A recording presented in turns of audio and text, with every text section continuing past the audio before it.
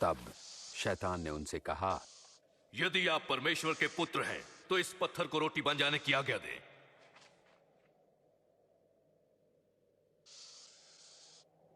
ये लिखा है, मनुष्य केवल रोटी ही से नहीं पर परमेश्वर के हर वचन से जीवित रहेगा।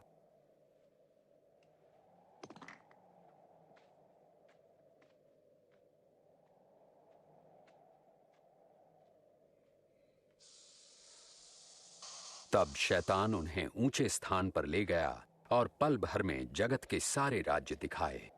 ये सब अधिकार और वैभव मैं आपको दूंगा। ये सब मुझे सौंपा गया है और जिसे मैं चाहूं उसे ये सब दे सकता हूं। यदि आप मुझे प्रणाम करें तो ये सब आपका हो जाएगा। यह भी लिखा है कि तुम प्रभु अपने परमेश्वर की उपासना करो और तुम केवल उन्हीं की सेवा करो।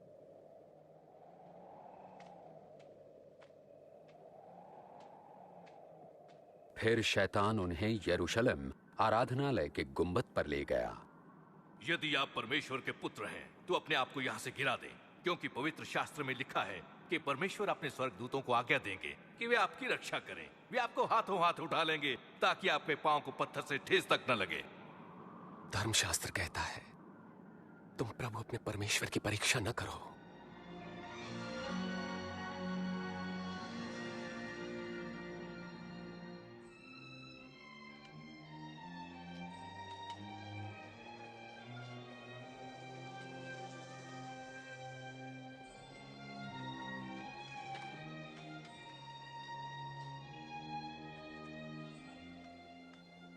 फिर यीशु नासरत आए जहां वो पले बढ़े थे।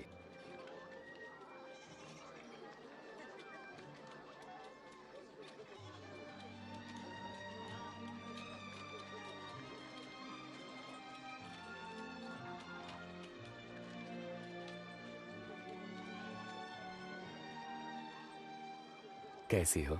अच्छी हूँ।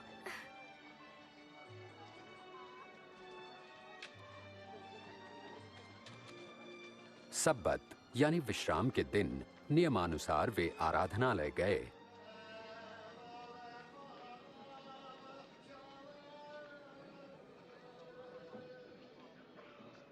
और उन्हें यशायाह भविष्यवक्ता की पुस्तक से एक भाग पढ़ने को कहा गया।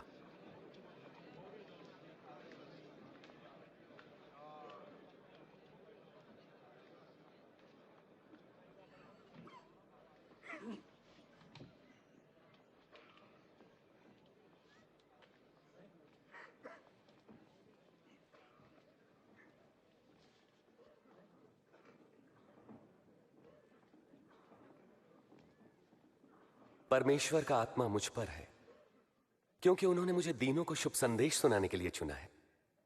उन्होंने मुझे भेजा है कि मैं बंदियों को मुक्ति और अंधों को दृष्टि पाने का संदेश दूं, सताए हुए लोगों को मुक्त करने के लिए और यह घोषणा करने के लिए कि समय आ गया है जब परमेश्वर अपने लोगों को बचाएं। वे ठीक कहते हैं।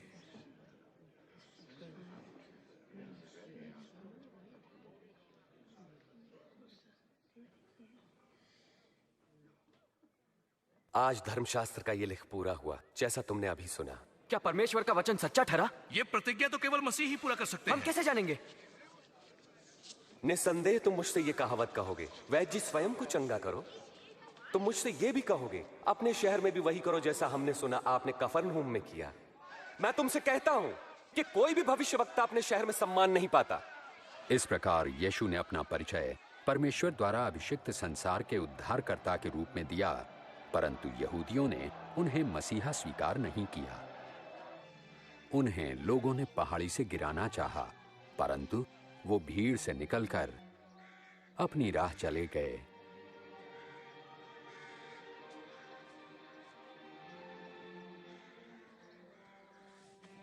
और गलील के नगर कफरनहूम पहुंचे।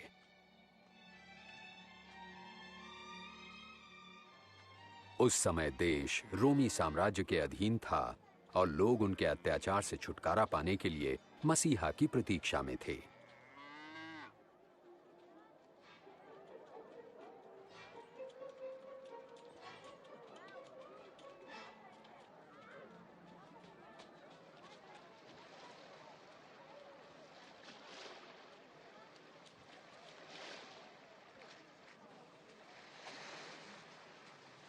तुम्हें शांति मिले। आपको भी स्वामी। तुम्हारी नाव में आ सकता हूं शिमोन? क्यों नहीं? यीशु हमें छोड़कर नहीं जा रहे हैं ना? स्वामी हमें कुछ बताइए। हमें कुछ बताएं। प्रभु यीशु हमें उपदेश दें।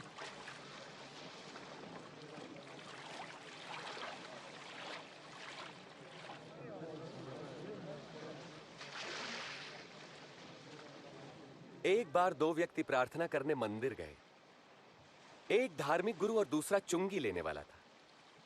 धार्मिक गुरु अलग खड़ा होकर यूं प्रार्थना करने लगा, परमेश्वर मैं आपका धन्यवाद करता हूं कि मैं दूसरों की तरह लालची, बेईमान और व्यभिचारी नहीं। मैं आपका धन्यवाद करता हूं कि मैं इस चुंगी लेने वाले जैसा नहीं। सप्ताह में 2 बार उपवास रखता हूं, आमदनी का 10वांश आपको देता हूं। परंतु चुंगी लेने वाले ने दूर ही खड़े होकर स्वर्ग की ओर आंखें उठाए बिना अपनी छाती पीट पीट कर यह कहा, हे परमेश्वर मुझ पापी पर दया कर। मैं तुमसे कहता हूं, धार्मिक गुरु नहीं परंतु यही चुंगी लेने वाला परमेश्वर की दृष्टि में धर्मी ठहरा और अपने घर गया। जो अपने आप को बड़ा मानेगा वो छोटा किया जाएगा, परंतु जो अपने आप को छोटा मानेगा वो बड़ा किया जाएगा। अपनी नाव को वहां गहरे पानी में ले चलो और अपने साथियों के साथ मछलियों के लिए जाल डालो। ओ स्वामी, हमने सारी रात कड़ा परिश्रम किया परंतु कुछ न पकड़ा। यदि आप कहते हैं तो मैं जाल डाले देता हूं। याकूब, यूहन्ना,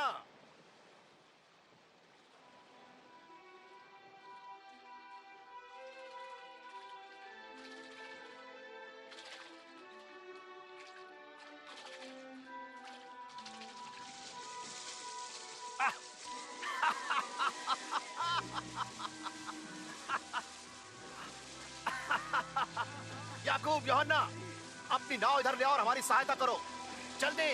हम नहीं आ सकते, बहुत काम है।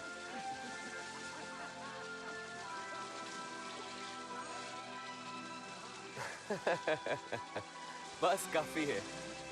इतनी मछलियां बहुत हैं।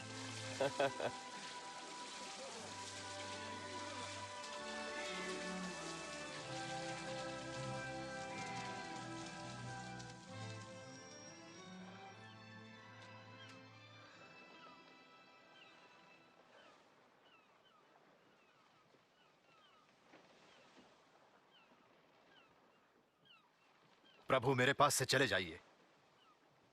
मैं एक पापी मनुष्य हूं। तुम डरो मत, अब से तुम लोगों को मेरे पास लाओगे।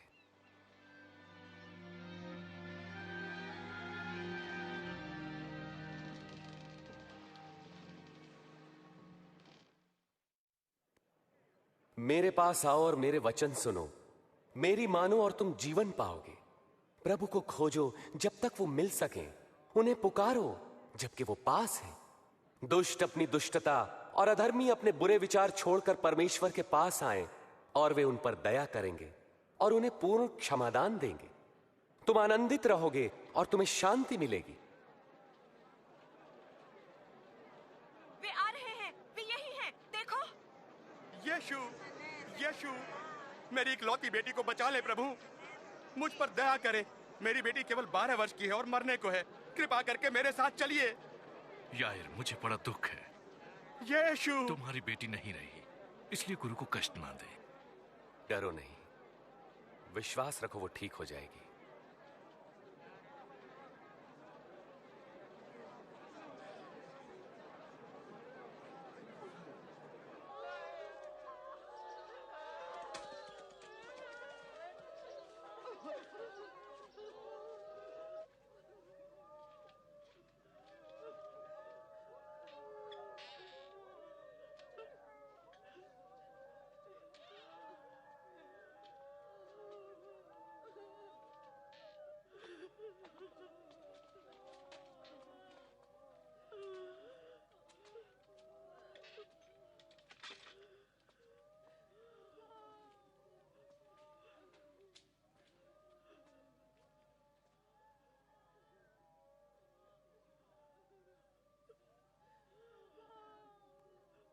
तुम रो मत, वो मरी नहीं है, वो तो बस सो रही है।